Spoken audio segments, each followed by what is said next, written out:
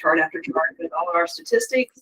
I prepared, AI prepared a video for you guys to watch that I think will be a little more entertaining, at least I hope. And then I'll be up here to ask, you can ask me any questions afterward.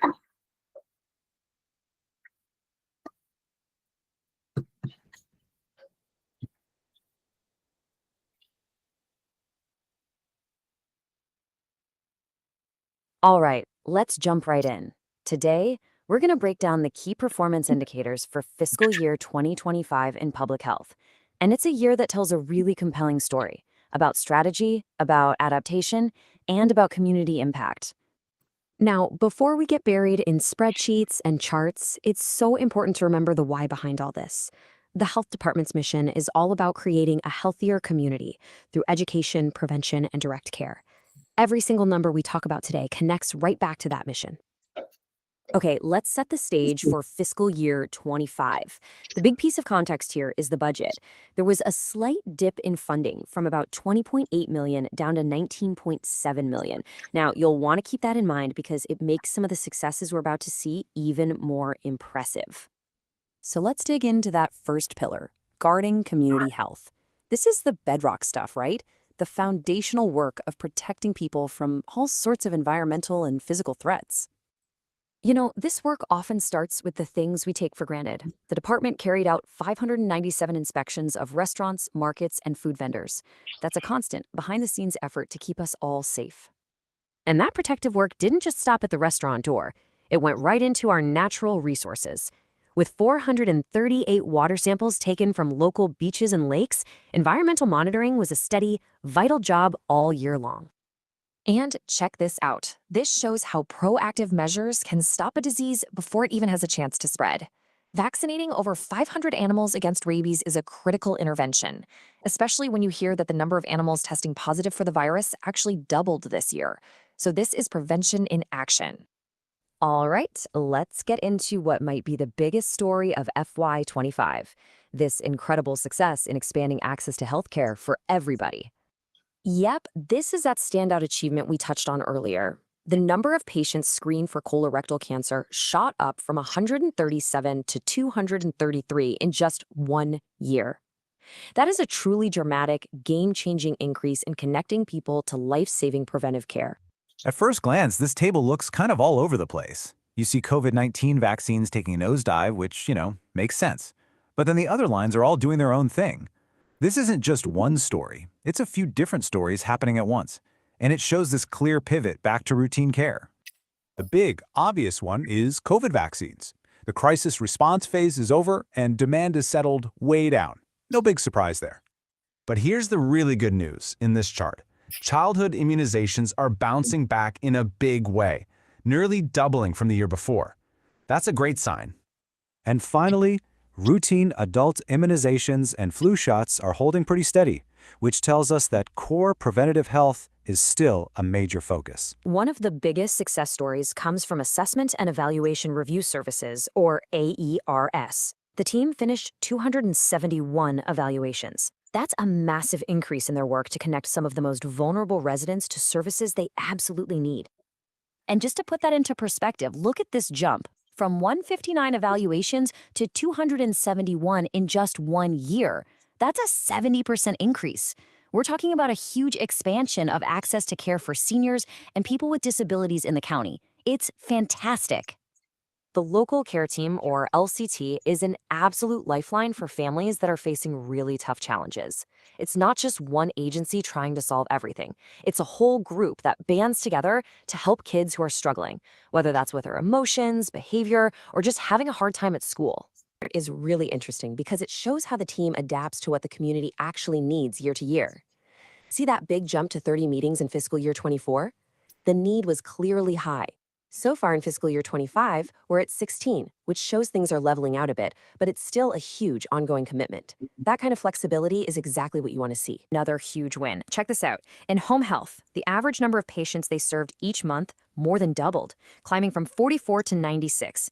This shows a really successful push to bring essential healthcare right into people's homes. Okay, now this is fascinating. On the left, you can see the WIC program served almost the exact same number of clients, a super stable caseload. But that's not the whole story. Look at the right side. The dollar value of food those families redeemed in our local community grew by over $64,000. So what's the big takeaway here? It's that by just maintaining that stable service, the WIC program delivered way more economic and nutritional value directly to the community. It's such a powerful reminder that impact isn't always about serving more and more people. Maryland Health Connection is the state's official marketplace. Just think of it as the one-stop shop where residents can go to apply for and get into Medicaid or the Maryland Children's Health Program. Now, this is where the story really starts to take shape. You can see a pretty steady climb in applications processed for both kids and adults. For children, it hits a new high in FY25 with 834. But honestly, the number that should make you sit up and take notice is in that last row, eligibility verification tasks.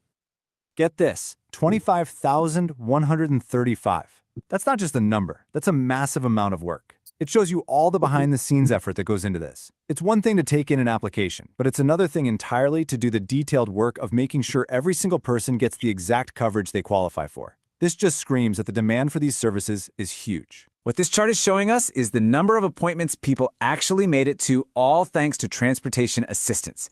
You see that big spike in fiscal year 2024? No doubt. But look at FY25. Yeah, it's a little bit of a dip, but that number is still incredibly high, way higher than it was back in FY23. This tells us it wasn't just a one-time thing. There's a real sustained need for this service. So preventing harm is one half of the coin, right? But public health isn't just about playing defense and stopping bad things from happening. So the question becomes, how did the department actively promote good health? How did it help build a stronger, healthier community from the ground up? Well, here's a big piece of that answer: getting out into the community. By serving almost 1,400 people at no-cost fitness events, which is a huge jump from last year, the department is moving beyond just preventing sickness. It's actively building a culture of wellness. The department actually held fewer free fitness events this year, but they managed to serve almost 300 more people. This is a perfect example of working smarter, not just harder, to get the biggest bang for your buck. The department went all in on health education too, reaching more people in more places than ever before. And the scale of this is just, wow. The number of classes and trainings jumped by over 200, which is great. But the real story is who they reached. Over 6,000 more people educated this year. That is a massive boost to health literacy for the entire community. Okay, let's shift gears a little and talk about two of the most consistently high-demand areas in all of public health: behavioral health and dental care. I mean, just look at that number. It really speaks for itself. Almost 11,000 behavioral health sessions were provided, and even with a slight dip from last year, that figure just hammers home the absolutely essential ongoing need for these services in our community. Now, over in dental care, the story is all about steady, reliable service. The focus stays right where it needs to be, on those who need it most. We're talking nearly 1,000 uninsured kids and over 1,500 uninsured adults who got essential dental care this year. Of course, none of this happens in a vacuum, right? To really understand how this whole engine runs, we've got to follow the money. So let's take a quick look at the financials powering all these public health initiatives. So what you're looking at here is a pretty diversified funding pie, which is exactly what you want to see. It's a sign of a healthy, stable organization. But that biggest slice, 41% from state grants, that tells us there's a clear reliance on state-level funding to make these local initiatives happen. And this number, this one, is really important. That's because over $3.6 million isn't just budget spending, it's a direct investment back into the local economy through contracts with area businesses and individuals. It just proves that public health is a powerful local economic engine too. Okay, so we've looked at all the pieces. Let's pull back and ask, what's the big takeaway from FY25? What is the definitive story here? And more importantly, where do we go from here? So when you boil it all down, the story of FY25 is this. It was a year of a successful, really aggressive pivot towards proactive health education and screenings. That was balanced against the sustained high demand for core services, a strategic shift in how in-home care is delivered, and the whole thing was supported by a stable and diverse funding base. It really brings us to the big, forward-looking question. Based on everything we've seen, the challenge for the next year seems pretty clear. How can the health department take the winning strategies from outreach and efficiency and apply them to tackle these other challenges to build an even healthier future for everyone in Garrett County?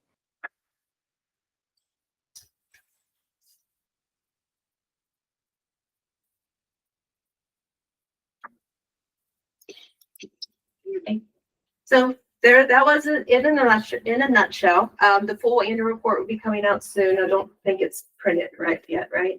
Or is it? It's live. It's live. So where's it at? On The same page. same Yes. place. Okay. So it's on our webpage. You can see the full annual report with more statistics, more numbers. These were the ones I chose to highlight in our video today. I'm super proud of all the people that work for me and all the work that they're doing in the community. So do you have any questions? 6 by 8. Yes. Really cool video, first off. But I wanted to ask, I'm really impressed by the colorectal cancer screening increase. Could you share more about how you made that increase? I'll turn that one over to Autumn, just sitting here in the middle of the room. I pushed really, really hard to contact more areas around here, and I don't want to toot my own horn by any means, but I have a very good relationship with several of the providers in the area because my mom works at the hospital and I've grown up here and I've worked alongside Dr. Walsh in high school as like a shadowing student. So I kind of know all of them on a personal basis. So I would go to their offices personally and say, hey, Chuck, can we talk? And just try to push more information out there. And I also outreach to churches. And I'm trying to think of the other thing. I just did a lot of outreach pushes to get the information out. I got a lot more influx of calls and people inquiring about the program after doing all of that. Awesome. So that's honestly pretty much how just a ton of outreach. Congrats. And that's a lot of how we want to work here. We have people that grew up here, live here, care about our people, and we make the connections. So, Rodney. Hi, very impressive report. I like the presentation. Although I think it's important to remember that this is what the health department has done. There's a lot going on in the community with, the colonoscopies. There's a lot more being done than just what the health department is connecting people to. So I think it's important to remember that private providers, hospital, federally qualified health center, Mountain Laurel, they all do a lot of things. And so it just remember, I think this presentation was health department programs, right, Jennifer? That is absolutely correct. And we couldn't do what we do without our partners, several of whom are in the room. It's great. Any other questions? Back over to you.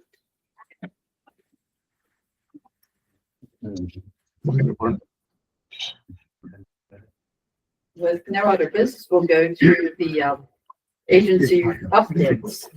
And I'll start in the room. Have any updates you'd like to share, commissioners? I do. I should have just stayed up there. So I did want to let this group know that our medical deputy health officer, Dr. Porter, has decided to be only Allegheny County's medical deputy health officer. So we will be recruiting for that position. The job posting should come out in the next couple of weeks. So those of you who have connections in the medical field, if you'd like to help us recruit a doctor for that position, we greatly appreciate it. Anyone else? How about online? Any updates online? Just a quick update on the Mountain Laurel Pharmacy in Grantsville. We expect to be open in about 2 weeks now. It's a long process, but we finally have secured all of the approvals and inspections. So now we're just stocking it, so expect an announcement in about 2 weeks that will be open.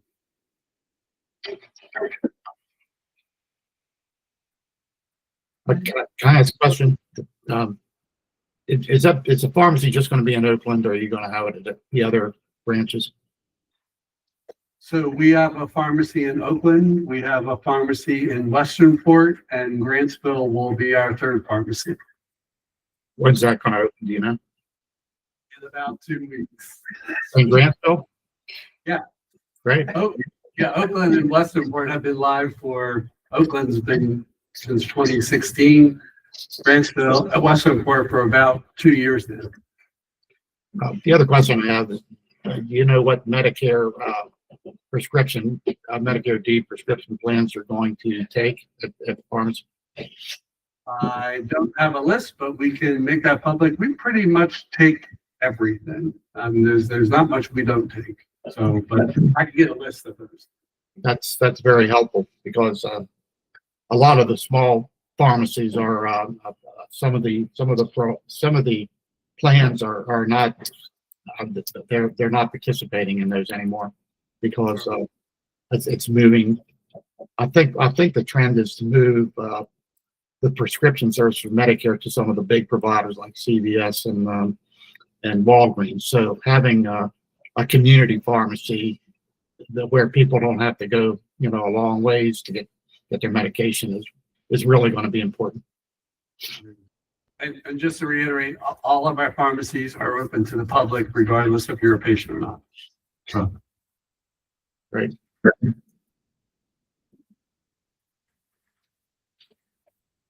Anyone else? Oh. Seeing no one else or if no one here, we will adjourn the meeting. But, Rodney, go ahead. Sorry. I got one more ask or one more question on the general status of health in the community. Is that going to be presented in the spring? I know this is concentrated on the health department programs, but the overall status of health in the community. What's the plans on presenting that at health planning? That presentation is in May. Okay, good. And the one for this year is also uploaded on the website, so you can see one from the same fiscal year as what we reported. Yeah, that'd be great. Thank you very much. Any others? Yeah, Donna. So Caroline Evans with the Garrett County WIC program. I just want, of course, WIC is a federally funded program, and obviously you see on the Garrett County Health Department website, WIC is still open, even though the federal government is shut down. WIC is still open. I just want to reiterate that, and I want that out in the public that WIC is open.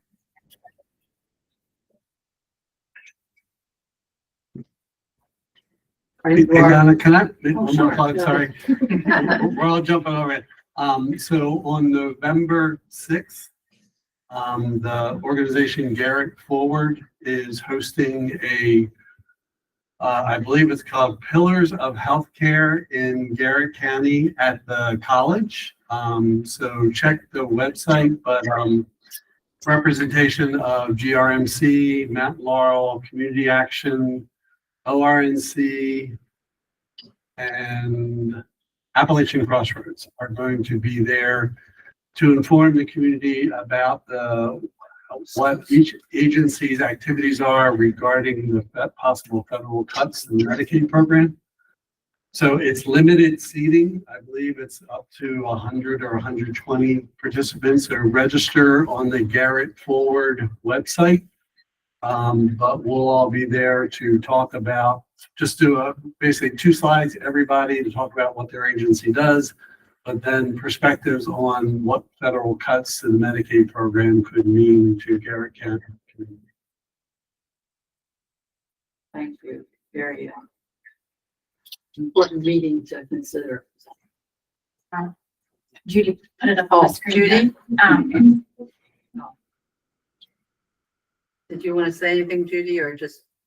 I just put in the chat, and I'm probably stepping on somebody else's toes, but I'm just so excited that the 360 Access Hub grand opening will be this Friday at 3:30, and our community works group will be very pleased to be there to help with the celebration. We did a bunch of work for the organization last week, painting, moving stuff. cleaning the carpets, doing a bunch of different things to help get the place ready. And we're just so grateful to have the chance to be part of it in a real community spirit. So just wanted to put that in there in case somebody else, and if somebody else was going to announce that, I apologize.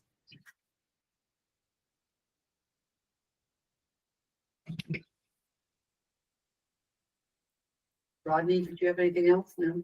Oh, did I put my, no. Thought I put my hand down. David? I just want to give a quick shout out and reminder about open enrollment for private plans in Maryland Health Connection and the Maryland Marketplace. Starts November 1st. And just so people know that for most people, the premiums aren't going to jump tremendously high in Maryland because Maryland is kicking in, making up the difference basically for people who are under 400% of the federal poverty level. People over 400 get no assistance. That's a change from the last 4 years. But for people under 400, it's going to be pretty good. How many people is that? Do you know? Are going to miss out? It's the majority of the people in the program, but it's going to affect older people the hardest because premiums are older, higher income folks are going to be most affected. So, and I haven't, we really don't know, it hasn't started yet, so we haven't really seen how people are reacting. One thing that Maryland has done is we've expanded services that are provided on bronze plans, which do have lower premiums. So I'm expecting that for at least some of the folks that are no longer getting assistance, they may find themselves in a bronze plan.